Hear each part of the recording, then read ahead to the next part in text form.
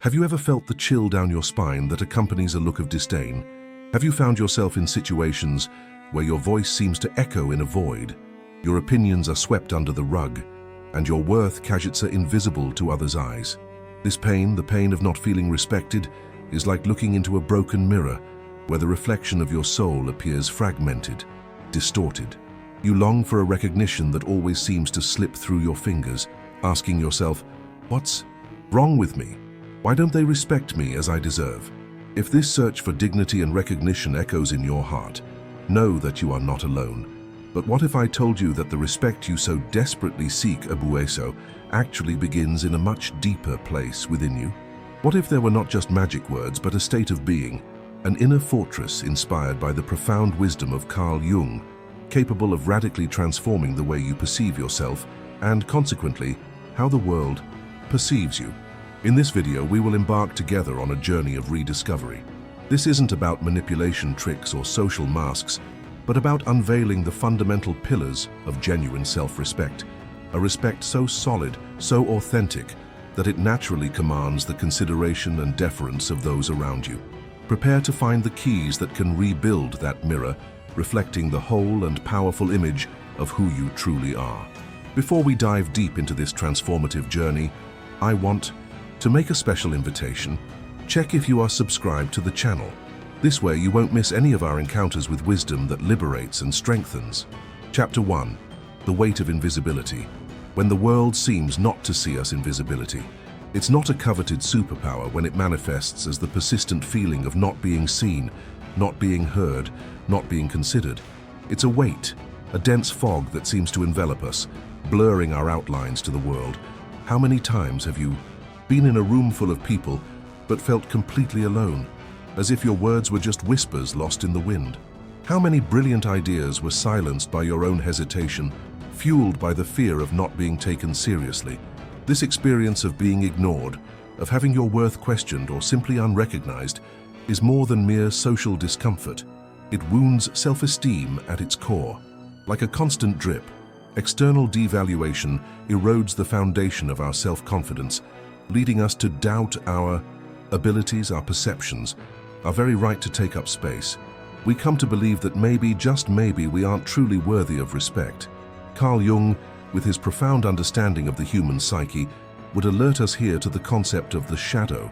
The shadow, for Jung, is not necessarily something evil, but rather the parts of ourselves that we repress or deny. Undeveloped talents, emotions considered unacceptable, aspects of our personality that don't fit the idealized image we have of ourselves or that society expects. When we live disconnected from these parts, we project an incomplete image of ourselves to the world. And paradoxically, this attempt to hide what we consider our flaws or weaknesses can be exactly what invites disrespect. By not showing ourselves polnestu, by not fully inhabiting our being, we open space for others to fill these gaps with their own projections and often with disregard.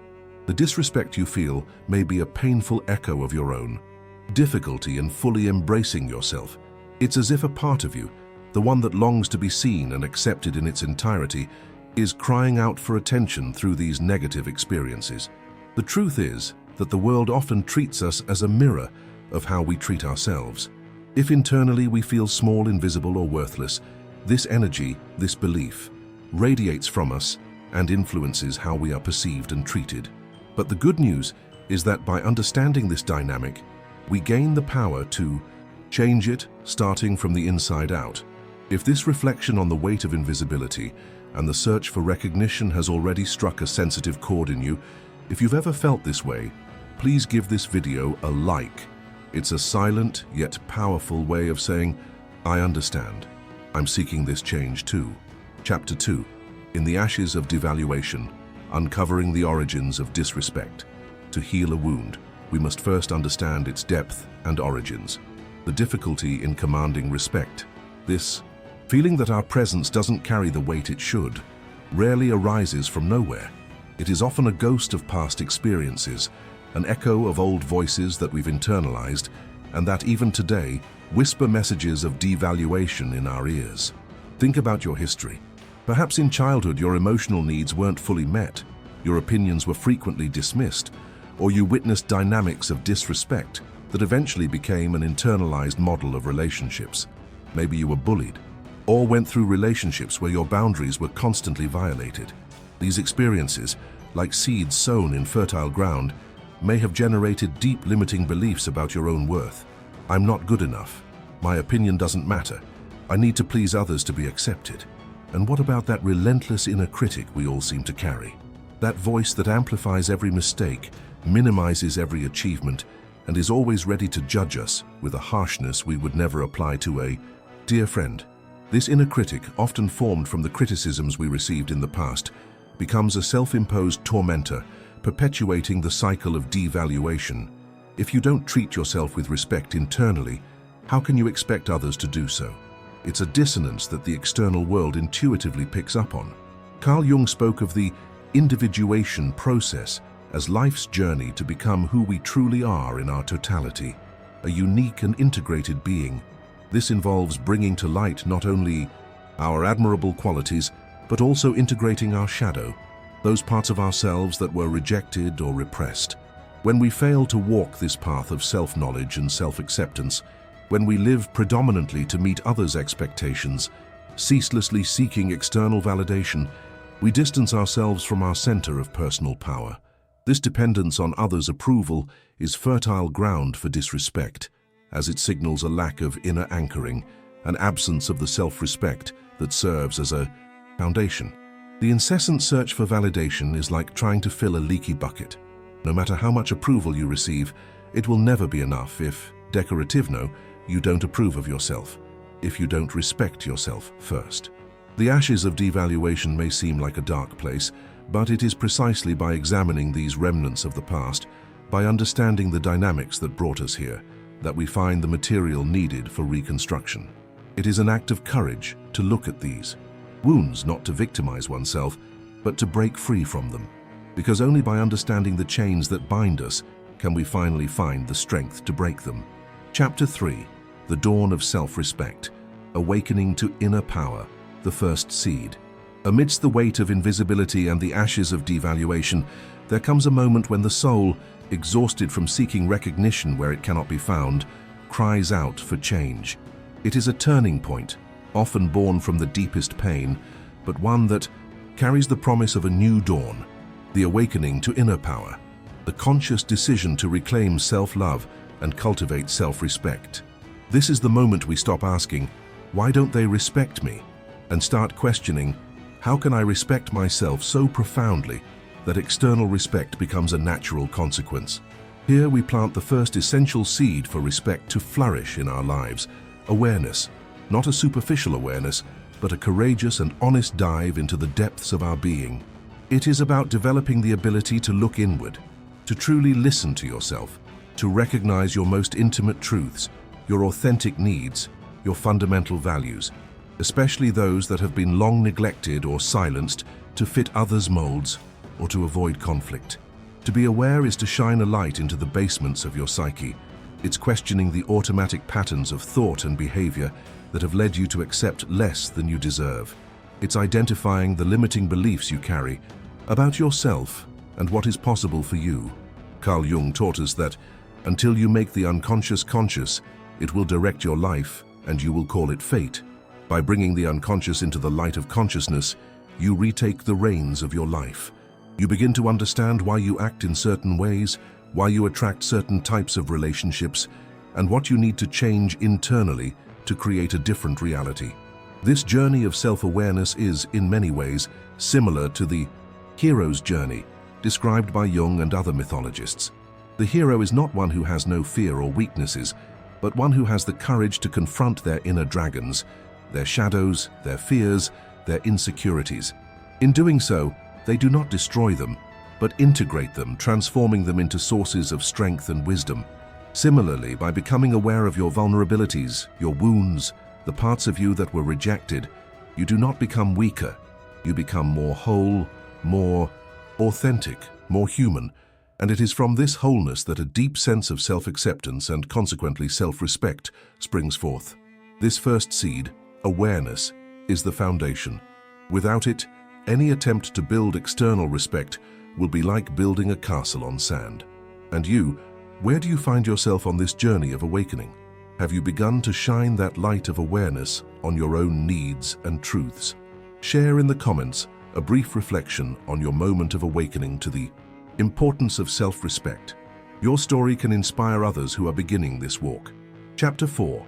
The Strength of Unshakable Authenticity, the second seed germinating. With the seed of awareness planted and nurtured, we begin to see the first sprouts of a transformative force. This force is authenticity, the second essential seed in cultivating unshakable respect. To be authentic is to dare to be who you truly are in your fullness without apologizing for it.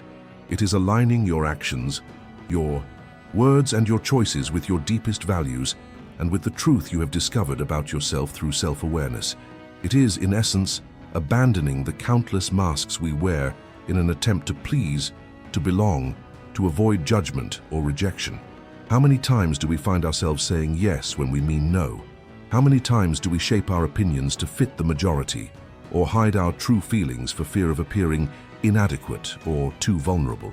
Each of these acts, however small it may seem, is a small betrayal of ourselves, a crack in our personal integrity that, added to others, weakens our foundation of self-respect. Carl Jung deeply explored the concept of the persona. The persona is the social mask we present to the world, the version of ourselves we believe is acceptable, and that will help us navigate social interactions. It is necessary to some extent, but the danger lies in identifying excessively with this mask, to the point of losing contact with our true self, our authentic essence.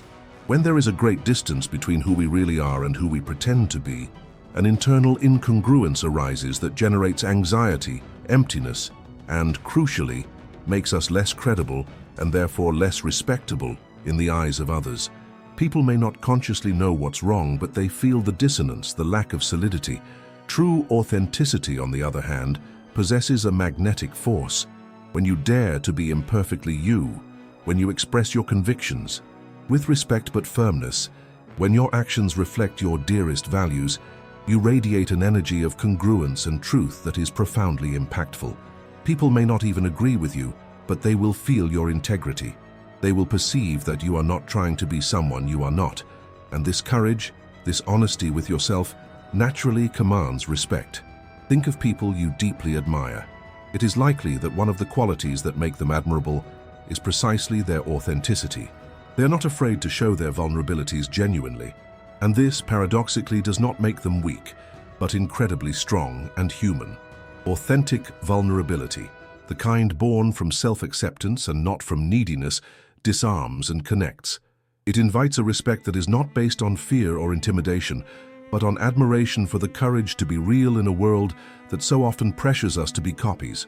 Cultivating authenticity is a daily act of choosing yourself, of honoring your inner voice even when it trembles. And each time you make that choice, the seed of authenticity germinates a little more, strengthening its roots and preparing the ground for respect to flourish around you. Chapter 5. Sacred Boundaries, the art of saying no for a bigger yes to yourself. The third seed flourishes. With awareness illuminating our interior and authenticity guiding our expression in the world, we arrive at the third seed, the one that allows our self-respect to flourish fully and be perceived unequivocally by others. Boundaries. Establishing and honoring healthy personal boundaries is perhaps one of the most powerful and tangible acts of self-respect. It is the external manifestation of your internal conviction about your own worth and about what you are or are not willing to accept in your life and relationships. Think of boundaries as the fences of a sacred garden, your inner space, your energy, your time, your values. These fences do not exist to isolate, but to protect what is precious within them. When we don't have clear boundaries or when we allow them to be constantly invaded, it's like leaving the gate of our garden wide open for anyone to enter, trample the flowers, and take whatever they want. The result is exhaustion, resentment, and a deep sense of disrespect, both from others and, most importantly, from ourselves. Many of us find it extremely difficult to say no. We fear rejection, conflict, the possibility of disappointing someone, or being seen as selfish. But it is crucial to understand that every yes we give to others when we want to say no to ourselves is a no to our own well-being, our own peace, our own respect. By saying no, assertively and respectfully, to requests that violate our boundaries, drain our energy or go against our values, we are, in fact, saying an immense and powerful yes to our own dignity. The Stoic philosopher Seneca, in his letters on the shortness of life, constantly reminds us of the inestimable value of our time. He argued that we waste our most precious commodity, time, on trivialities, or by allowing others to consume it indiscriminately. Respecting one's own time, one's own energy, one's own emotional resources is a fundamental component of self-respect. And when you demonstrate through your actions and your conscious knows that you value these resources, others tend to mirror this treatment. They learn by your example how you expect to be treated. Establishing boundaries is not an act of aggression, but of self-defense and self-care. It may be uncomfortable at first, especially if you've spent your life trying to please. But with practice, you will discover new strength and new serenity. Boundaries clearly communicate to others how far they can go with you, and those who truly value your presence and well-being will respect these borders. Those who do not, perhaps didn't deserve to be inside your sacred garden in the first place. By cultivating the art of establishing and maintaining sacred boundaries, you not only protect your vital energy, but also send a clear and unequivocal message to the world. I respect myself, and I expect the same from you. Does this idea of establishing boundaries as an act of self-love resonate with you?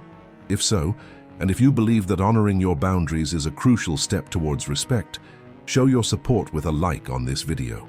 Let's strengthen this message together. Chapter 6.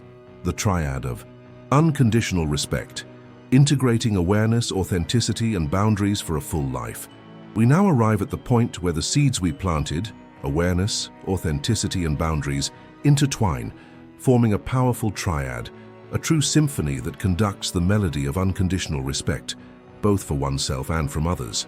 These are not isolated elements, but interdependent forces that, together, create a magnetic field of dignity and personal worth that is impossible to ignore.